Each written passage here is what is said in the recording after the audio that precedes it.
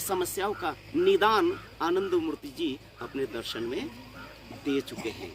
आज पूरे वर्ल्ड में एक आर्थिक क्राइसिस, आर्थिक मंदी दिख रही है, सबको पता है कि नहीं? और हम सन्यासी हैं। आप धर्म का प्रश्न पूछे और हम आपको अर्थनीति में ले गए, आश्चर्य की बात है ना? लेकिन एक चीज याद रखिएगा, भूखे भजन ना होई गोपाला, लेला अपन कंठी माला। ये कंठी माला का जप तभी संभव है जब मनुष्य का पेट भरा हो। लाखों हजारों करोड़ों लोग भूखे सो रहे हैं, ऐसे समय में ईश्वर का नाम जप करना वो एक आश्चर्य की बात होती है, क्योंकि जीवन का शुरुआत इस शरीर से होता है, तब बौद्धिक क्षेत्र में, तब आध्यात्मिक क्षेत्र में।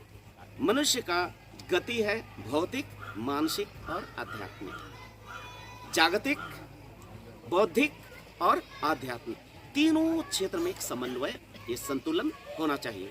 आनंद मार्ग इस संतुलन के लिए ही है। कह सकते हैं कि आनंद मार्ग दर्शन एक कंप्लीट एंड बैलेंस्ड फिलॉसफी है। और सिर्फ दर्शन के लिए होता नहीं है। दर्शन मनुष्य के जीवन के उत्थान और कल्याण के लिए होना चाहिए। लोग सोचते हैं ये दार्शनिक है। दार्शनिक मतलब वो हवा में सोचना, आकाश कुसुम कल्पना में रमे रहना, ऐसा नहीं है। दर्शन का मतलब ये नहीं होता है। दर्शन का मतलब होता है self realisation is the true knowledge. आत्मज्ञानम विदुर ज्ञानम, और आत्मज्ञान को दर्शन करना, स्वयं को जानना, स्वयं के रूप को जानना, अर्थात स्वयं को जानना ही परमात्मा का ज्ञान होता है। और स्वयं को जानने के लिए ये शरीर को स्वस्थ रखना जरूरी है। स्वयं को जानने के लिए बौद्धिक क्षेत्र को भी साफ सुथरा रखना चाहिए। विशुद्ध चैतन्य, विशुद्ध बुद्धि होना चाहिए। नहीं तो इंसान जो आज रसातल में जा रहे हैं, आज की मानव जाति, सब कुछ होने के बावजूद भी पंडितों की कमी नहीं है। बड़े बड़े दिग्गज हैं, बड़े बड़े PhD होल्डर्स हैं, लेकिन उसका चरित्र का गारंटी आप नहीं दे सकते हैं। इसीलिए this sort of education can not solve the problem of the world. World का प्रॉब्लम तभी सॉल्व होगा जो थ्योरी प्रैक्टिकल हो, जो जीवन में उपयोगी हो। ऐसे सिद्धांत को अगर अपनाते हैं तो जीवन में उत्थान हो सकता है, संपूर्ण मानव जाति का उत्थान हो सकता है। और आनंद मार्ग उस सर्वात्मक उत्थान के लिए है आनंद मार्ग। इसलिए आज का ये कीर्तन रखा गया। कीर्तन एक आध्यात्मिक प्रोग्राम है। इस प्रोग्राम के माध्यम से संपूर्ण मानव जाति के अंदर आध्यात्मिक विशुद्ध चैतन्य जागृत करना है। उतना ही नहीं, मनुष्य का अपना कर्तव्य क्या है।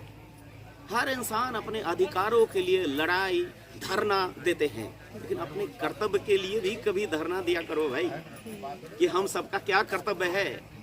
अगर हर इंसान अपना कर्तव्य बोध जाग जाए हर इंसान में, तो समाज में ये जो विकृतियां आज देख रही है, डिटोरिएशन है, पतन दिख रहा है, ये तो अपने आप खत्म होगा।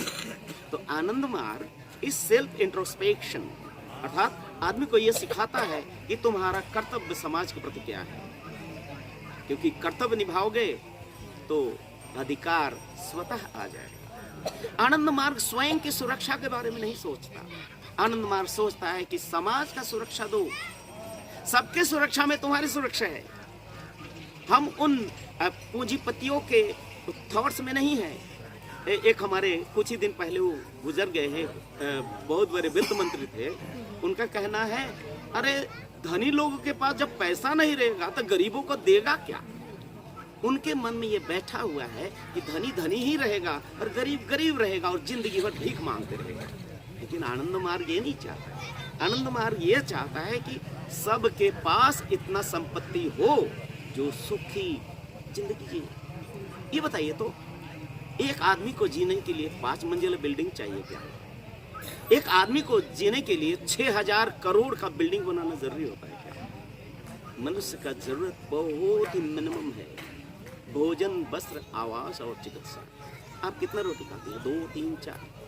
10 क्विंटल का आटा तो नहीं खाते ना एक दिन। हम भी नहीं खाते हैं, कोई नहीं खाता है।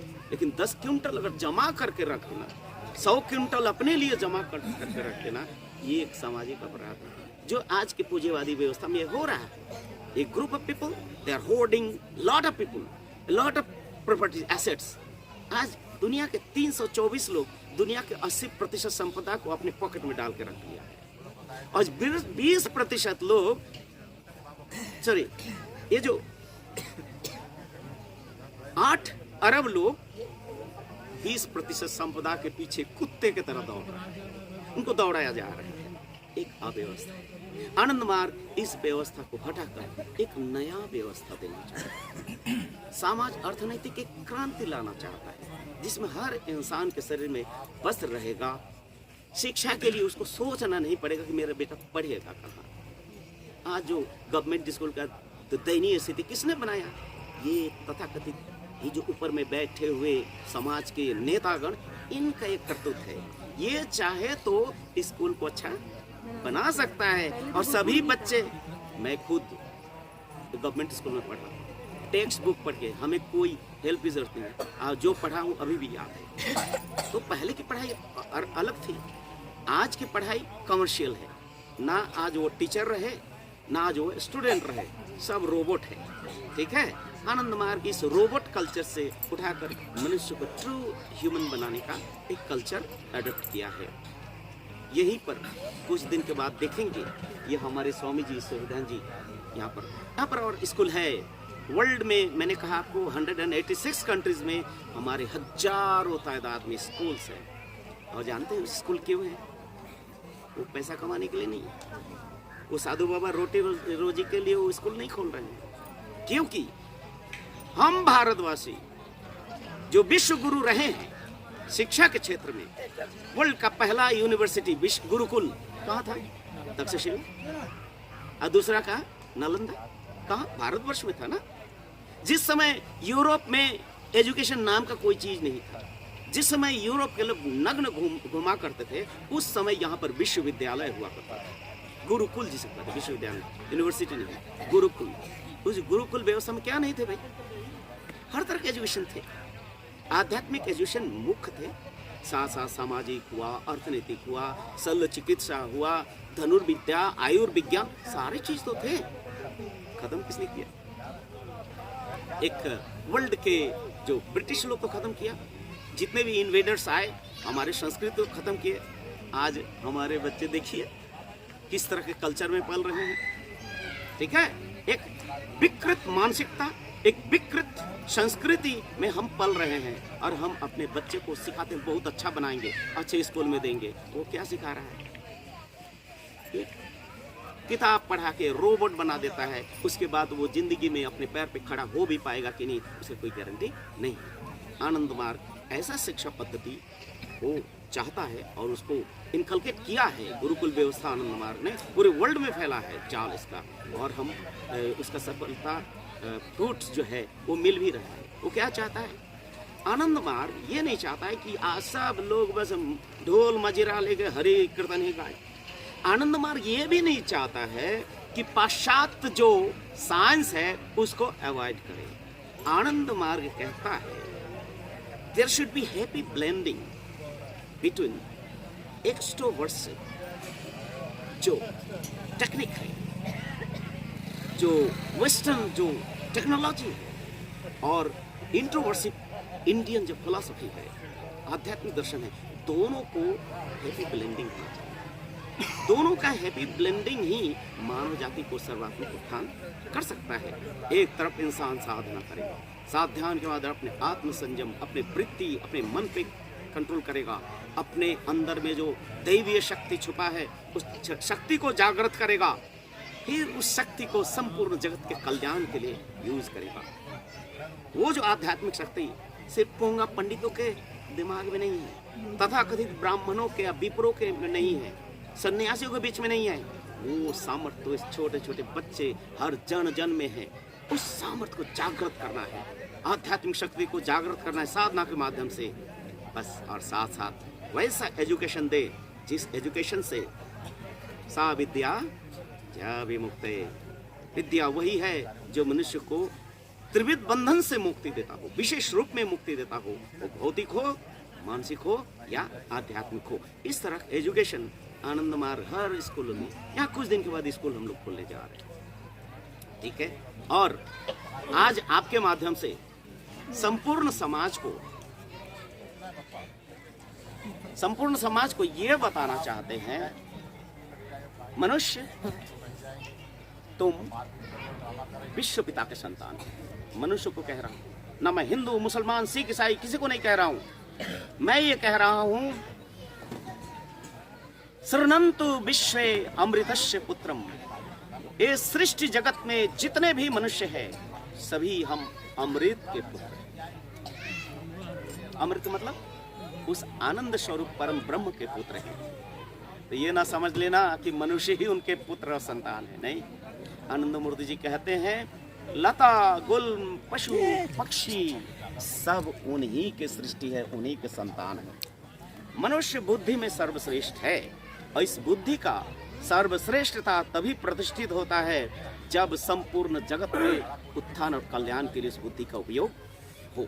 अर्थात मनुष्य का बुद्धि का उपयोग पर्यावरण सुरक्षा के लिए है, पर्यावरण को ध्वंस करने के लिए नहीं है।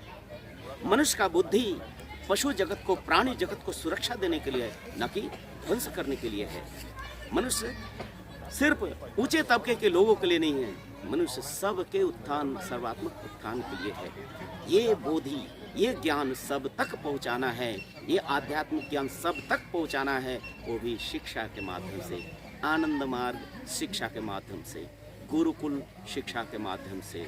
और एक तरफ मनुष्य अपने कर्म में व्यस्त रहेंगे, दूसरी तरफ आध्यात्म में इन्वॉल्व होंगे। आनंद मार्ग ये पलायनी मनोवृत्ति को प्रश्रय नहीं देता है कि भाग जाओ।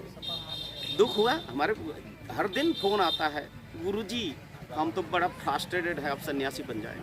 आनंद मार्ग ये भागने वाले संस्कृति को प्रश्रय नहीं देता है, क्योंकि आनंद मार्ग के सन्यासी एक गृहस्थ जीवन से भी ज़्यादा दायित्ववान और रिस्पॉन्सिबल होते हैं, दायित्व और ज़्यादा लेके चलते हैं।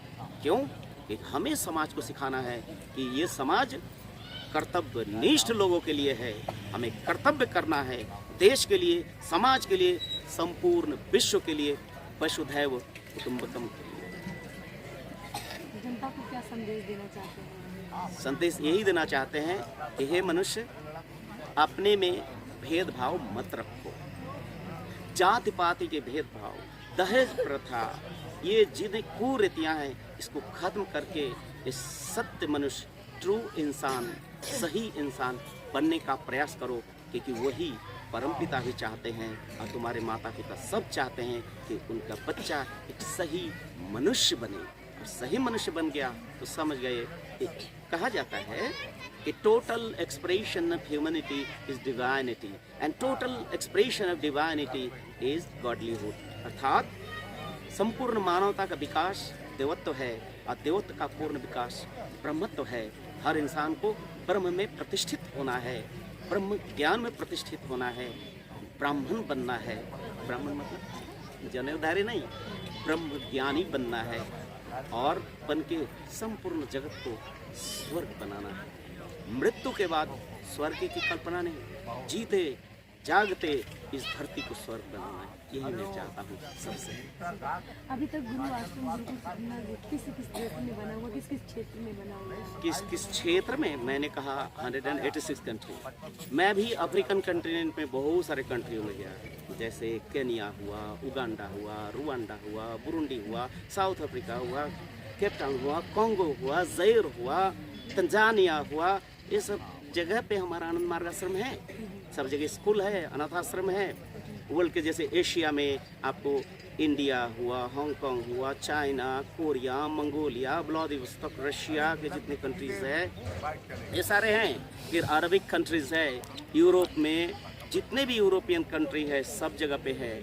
नॉर्थ अमेरिका, साउथ अमेरिका, सर्वत्र आनंद मार्ग है। एक ही उद्देश्य लेके कि भारत को, भारत का जो भागवत धर्म है, सनातन धर्म है, उसको सब जगह प्रतिष्ठित करना है। और ईश्वरीय कृपा से हम लोग सफल हुए। आज पूरे दुनिया में योग दिवस मनाया जाता है, हमारे प्रयास का एक नमूना है वो। संपूर्ण विश्व में इस भारत को सर्वश्रेष्ठ बनाना है, यही हमारा उद्देश्य है। मानवता का जय हो, यही चाहते हैं।